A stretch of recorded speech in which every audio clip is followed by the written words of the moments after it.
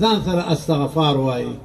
په استغفار کې دا فایده ده، اوله بخنه ده، دویم بارانونه دي پکې، او دریم یمددکم باموال، ستاسو مالونه به الله ډېروي، مال بدل الله ډېروي، وبنین زامن بدل درکړي.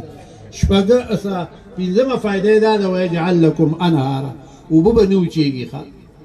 او شپږمه فایده دا ده چې ستاسو په فصلونو به افت نه راځي.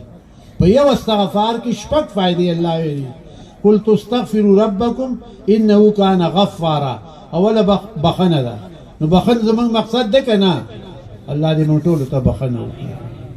اول بخنه ده. بیا یرسل السماء علیکم مدرارا، باران به ډېر در باندې وخت وخت وري. ویمددکم باموال، مالونه به له سیوا کوي. وبنینا زامن، چې مال ستاسو سیوایي او ډېرې درته نو مدرسې خدمت به کوي که نه؟ په کار دی ده لکه نه؟ بس دې استغفار کې پروت دی ښه. وبنینا ویجعل لکم جنات، ستاسو فصلونو باندې به افت نه راځي. ویجعل لکم انهارا، نهرونه واقع اوبه نه وچېږي، یعنې اوبه به نه وچېږي. دا شپږ فایدې دي آیات کې الله وایي دا استغفار.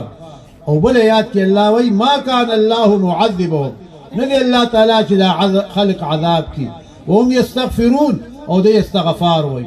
نو استغفار ځان سره ډېر وایي، الله به تاسو د عذاب نه بچ ساتي. نورې فایدې پکې ډېرې دي. رسول الله صلی الله علیه وسلم ارشاد کوي زه هر ورځ الله له استغفار 100 ځله، او بل حدیث کې 80 ځله د ورځې وه. د هغې استغفار ته حاجت نو. امت ته طریقه ښایي چې تاسو یې خو وایئ که نه؟ نو خدای دې تاسو له استغفار الله الذي لا اله الا هو الحي القيوم واتوب الیه دا زده کوي. د دې توفیق دی الله درکړي. هو که مال ته حاجت ډېره چې ځان داسې نو زور وایئ بیا استغفر الله الذي لا اله الا هو الحي القيوم، زور وایئ نو مال به درله راځي. چې پیښ وایي که نه نو ستا اندروني حالات، اخروي حالات به دې ښه کېږي. نو په دې زور کې دنیا پرته ده، او په دې پیښ کې آخرت پروت دی. نو کله یې زور وایئ کله یې پیښ وایئ، خوښه ده. زه خو کله زور وایم کله پیښ وایم. مونږ څخه داسې نکتې کڼو کونترو، تاسو هسې مونږ څخه نه راځئ. مونږ درته په زوره زیر کې کمال کوو، راشه وګوره ورته. تا څخه چې درشي ستا ډوډۍ خورې، ډوډۍ خو ته ډېر څه ورکولی شي. چایه ډوډۍ خو ډېره ده.